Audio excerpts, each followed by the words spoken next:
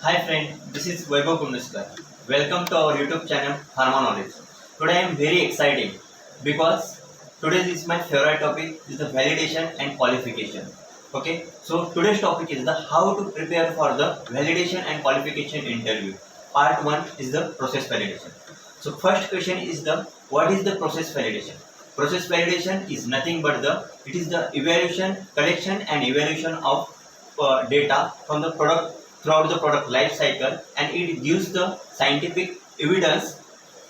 Means it is the your process is capable to provide the quality product, consistent quality product. This is the definition of the process validation. Then next question is the what are the types of the process validation? There are four types of process validation. First is the prospective validation, second is the concurrent validation, third is the retrospective validation, and fourth is the revalidation. So when these four validations are carried out, first is the prospective validation.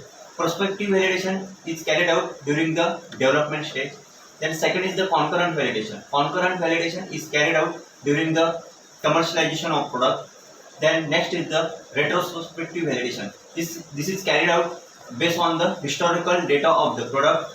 And next is the revalidation. Revalidation is carried out, for example, during the your product is shifted from one location to another location, or if batch size is changed. Okay, in that case, revalidation is carried out. Then next question is the what are the stages of the process validation? There are three stages of the process validation.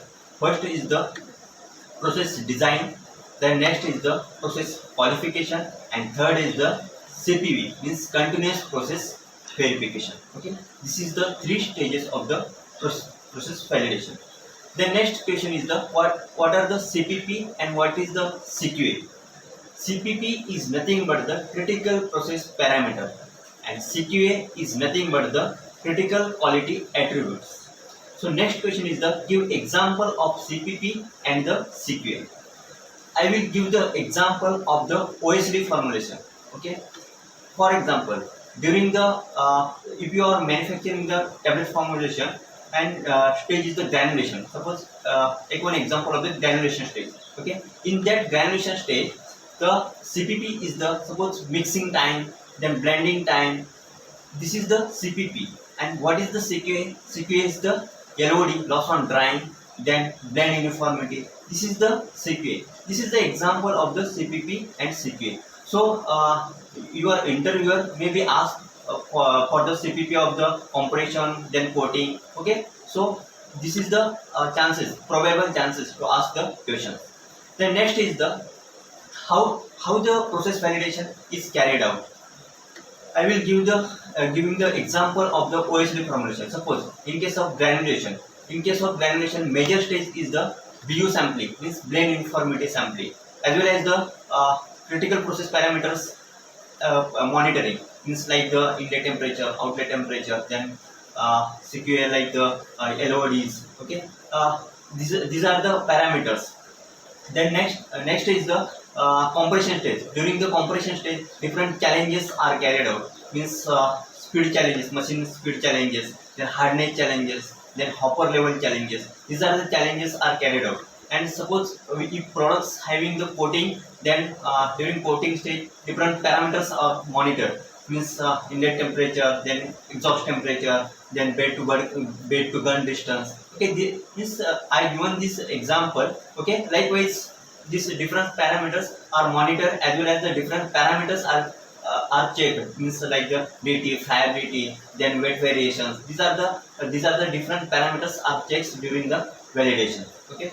Then next question is the what is the stratified sampling? This is very common question and this is very important question. What is the stratified sampling and which guidelines refer for the stratified sampling? Main purpose of the stratified sampling to check the CU is checking, means content uniformity of product is checking. So this is the main motto of the to carry out the stratified sampling, and guideline for the stratified sampling is the use for the stratified sampling is the ASTM guidelines. Okay. Then next is the how the BU sampling, means blend uniformity sampling is carried out, and how many locations for the blend uniformity sampling.